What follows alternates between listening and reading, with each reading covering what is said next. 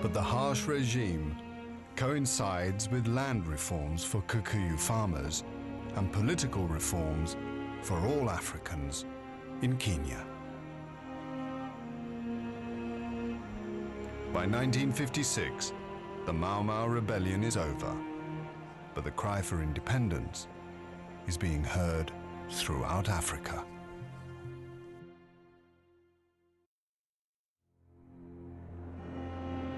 Nigeria, 1943. Britain's largest colony in Africa. The tin mines of the Jos Plateau. The harsh reality of empire. Michael Gratian, an education officer. The local tribe, the Pilgani, are a fine body of people. Their only dress is a bunch of leaves worn fore and aft. These, I am told, are changed every day, and there are various fashions in type of leaf and in the arrangement. When supplies of tin from the Far East had disappeared after the Japanese occupation in 1942, the British had begun to use the Pilgani as forced labor to extract the vital deposits. The use of forced labor causes grave concern in Britain. Answers are demanded in the House of Commons. Colonel George Stanley, Secretary of State for the Colonies, March 1943. The number of workers employed in the Nigerian tin mines is 14,098. While the conditions cannot be regarded as entirely satisfactory, due to the attempt to attain the maximum production of tin, it has recently been decided to award a bonus of 4 shillings a month to all mine workers.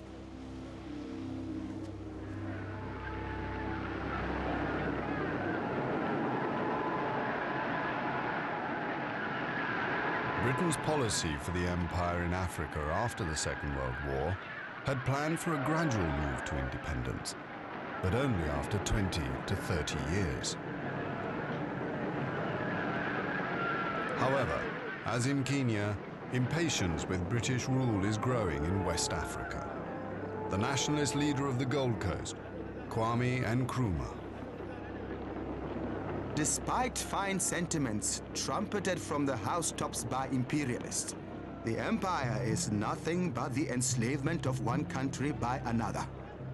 The Gold Coast is an enslaved country. We must rid ourselves of the paralyzing grip of imperialist power.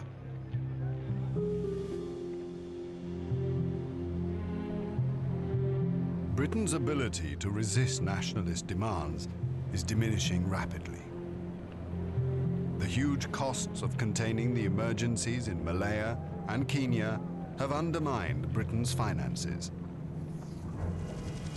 Then, in November 1956, Britain engages in a futile military adventure. Suez. Forces are massing for a landing in the Suez Canal zone. Dr. Edith Summerskill, Labour MP. We went into Egypt as a great power in 1882 and told them that we were only going to stay there temporarily. Here we see now, as we speak, bombers going over the small towns of Egypt and intimidating the inhabitants.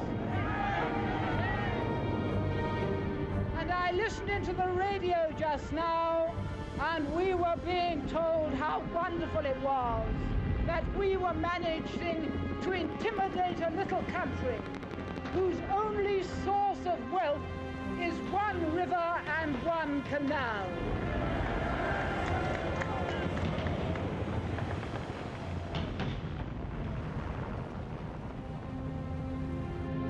The attempt to hold on to the Suez Canal against Egyptian claims ends within days in an embarrassing retreat. The United States refuses to support Britain's position. Britain's imperial might passes into history.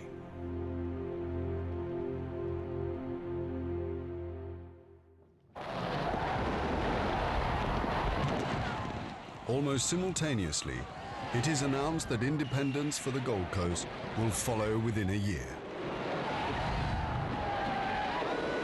Kwame Nkrumah, the first Prime Minister of a newly named Ghana. There is a new African in the world. That new African is ready to fight his own battle and show that after all, the black man is capable of managing his own affairs.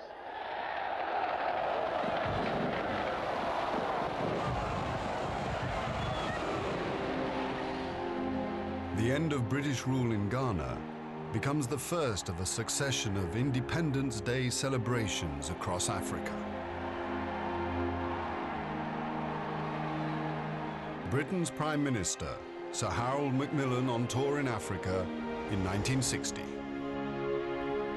We have seen the awakening of national consciousness in peoples who have for centuries lived in dependence upon some other power. The wind of change is blowing through this continent. Whether we like it or not, this growth of national consciousness is a political fact.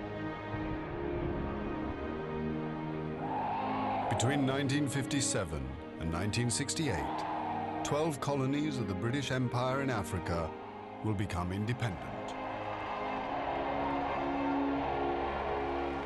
In 1963, it's Kenya's turn. Jomo Kenyatta, freed from detention, is Kenya's new leader. This is one of the happiest days of my life. British journalist James Cameron witnesses Kenya's independence celebrations. The Europeans, who once declared that the solution to Kenya's problems could best be found in the public hanging of Mr. Kenyatta, are now insisting things will be all right as long as nothing happens to Jomo. Kenya is about to find, as all her predecessors have found, that the miracle of freedom creates as many problems as it solves.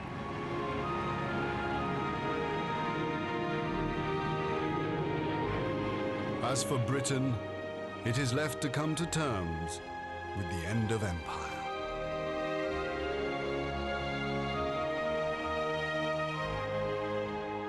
Former US Secretary of State, Dean Acheson. Great Britain has lost an empire and has not yet found a role. A role as the head of a commonwealth which has no strength is about played out.